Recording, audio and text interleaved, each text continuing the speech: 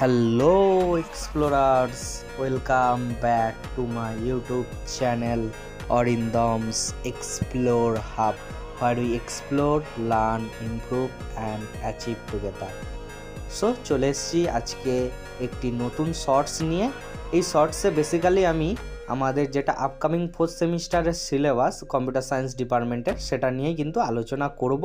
তো তোমরা এই সিলেবাসটা কোথা থেকে পাবে, কিভাবে এটাকে তোমরা ওপেন করবে এবং ডাউনলোড করবে সেটাই কিন্তু বলবো। তো নর্মালি আমি আমার ড্রাইভে সিলেবাসটা আপলোড করে রেখেছি, তো সবাই এখানে দেখতেই পাচ্ছ। তো এই লিঙ্কটা আমি আমার হোয়াটসঅ্যাপ চ্যানেলে দিয়ে দেবো, তো সেখান থেকে কিন্তু সবাই সিলেবাসটা জানতে পেরে যাবে। তো সিলেবাসটা ওপেন করলে দেখতে পাচ্ছ এখানে টোটাল 11টা পিডিএফ আপলোড করা আছে। এবার 11টা পিডিএফ কেন? তো নর্মালি 4th সেমিস্টারের ফুল সিলেবাস সেটা আপলোড করা রয়েছে।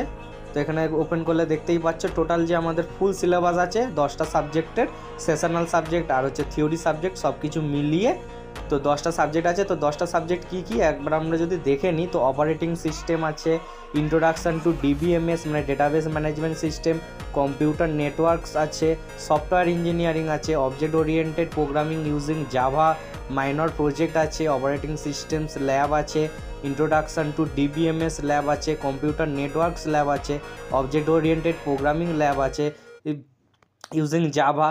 তো এই আমাদের টোটাল 10টা সাবজেক্ট আছে।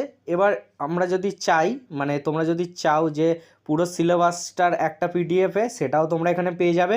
প্লাস তোমরা যদি চাও যে ইন্ডিভিজুয়াল প্রত্যেকটা সিলেবাস দেখতে, মানে সাপোজ আমি খুলতে চাইছি যে জাভা থিওরি সিলেবাসটা দেখব, তো সেটাও নর্মালি ওপেন করে আমরা এখান থেকে দেখে নিতে পারবো।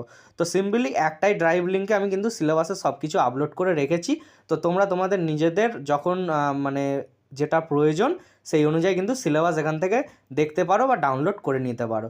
তো আজকের এই ভিডিওটা এই পর্যন্তই, মানে আমি এই জিনিসটাই সবার সাথে শেয়ার করার জন্য ভিডিওটি বানালাম।